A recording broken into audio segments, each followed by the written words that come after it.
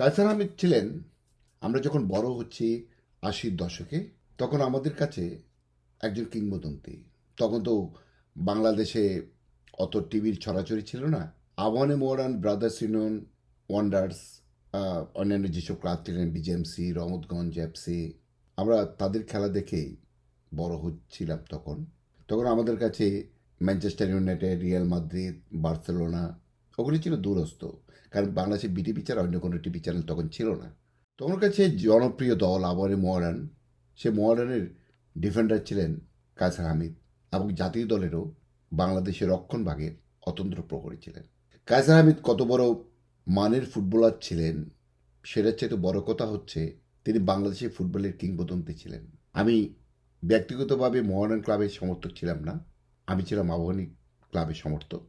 কিন্তু যখন বাংলাদেশ দল হিসাবে খেলতো তখন কায়সার আহমেদ ছিলেন আমাদের অন্তরাত্মা। কায়সার আহমেদের যে পরের প্রজন্ম, মনে মুন্নাদের প্রজন্ম, হয়তো সে মনে মুন্না কায়সার আহমেদকে ছাপিয়ে গিয়েছিলেন তার ব্যক্তিত্ব এবং ফুটবল শৈলী দিয়ে, যিনি অকাল প্রয়াত। তখনকার বাংলাদেশের রক্ষণ ভাগ বলতে কায়সার আহমেদ এবং মনে মুন্নাকে বোঝাতো। সেই কায়সার হামিদ যখন তার স্ত্রী সহ তার কন্যা কারিনা কায়সার সহ গণভবন লুটপাটে অংশ নেয় এবং গর্বভরে গণভবন থেকে লুটকৃত জিনিসগুলো দেখান, তখন আমাদের বুকেও বাজে। কারণ আমরা কায়সার হামিদদেরকে না উচ্চাসনে রেখেছিলাম, অনেক অনেক উঁচুতে রেখেছিলাম। আমাকে যদি এখনকার সময়ে বাংলাদেশের ডিফেন্ডারের নাম বলা হয়, আমি হয়তো তপু বর্মন ছাড়া অন্য কারোর নাম বলতে পারবো না এই মুহূর্তে, কিন্তু কায়সার আহমেদকে আমরা ধারণ করেছিলাম। সে কায়সার আহমেদের মৃত্যুতে আওয়ামী লীগের কর্মী সমর্থক কিংবা যারা অনলাইন অ্যাক্টিভিস্ট আছেন, যারা ফেসবুকে সাধারণ আওয়ামী লীগ সমর্থকরা যখন আলহামদুলিল্লাহ পড়েন, আমি এতটুকু মর্মাহত হই না। কারণটা কেন জানেন? এই ঘৃণার সংস্কৃতিটা এই কারিনা কায়সারাই সৃষ্টি করেছেন। যখন আওয়ামী লীগের আমলে ছাত্রলীগ, যুবলীগ কিংবা আওয়ামী লীগের কোনো কর্মী মারা যেতেন, তাহলে এই কারিনা কায়সারদের প্রজন্ম কিংবা তাদের যে সমর্থকরা সেটা আলহামদুলিল্লাহ বলে উল্লাস প্রকাশ করতেন। কোনো আওয়ামী লীগ কর্মী, সমর্থক কিংবা যে কোনো গোছের নেতারা কারিনা কায়সারদের কোনো সাথী মারা গেলে আলহামদুলিল্লাহ বলতেন না, মৃত্যুতে শোক প্রকাশ করতেন এবং এখনো করে যান।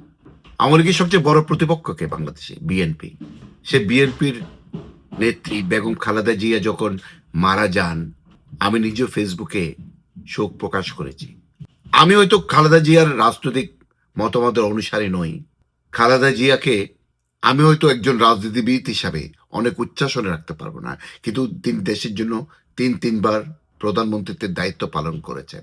সেই হিসাবে বেগম খালেদা জিয়াকে আমি অন্তঃস্থল থেকে শ্রদ্ধা করি। আপনারা দেখেছেন নিশ্চয়ই, কোনো আওয়ামী লীগের নেতা কর্মী খালেদা জিয়ার মৃত্যুতে উল্লাস প্রকাশ করেননি, শোক প্রকাশ করেছেন। খালেদা জিয়ার মৃত্যুতে জানা যায় যারা অংশ নিয়েছেন তারা কি সবাই বিএনপি কিংবা আওয়ামী বিরোধী ঘরানার মানুষ? ন, ওখানে আওয়ামী লীগেরও শত শত কর্মী সমর্থক ছিলেন। সেটা যদি আপনারা অস্বীকার করেন, সেটা করতে পারেন, সেটা আপনাদের অধিকার, কিন্তু সেটা হবে মিথ্যার অপলাপ মাত্র।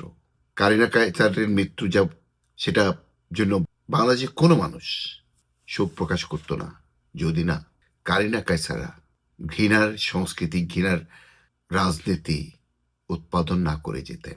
সুতরাং কারিনা কায়সারদের মৃত্যুতে যারা উল্লাস প্রকাশ করছে, আমি তাদের কোনো দোষ দেখি না।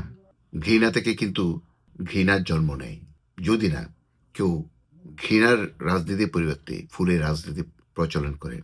জনাব তারেক রহমান প্রতিশ্রুতি দিয়েছিলেন ভালোবাসা রাজনীতি, বদলা নয় বদলের রাজনীতি করবেন, কিন্তু আমরা দেখতে পাচ্ছি জয় বাংলা বলার অপরাধী লোকজনদেরকে ধরে ধরে জেলে নিয়ে যাওয়া হচ্ছে।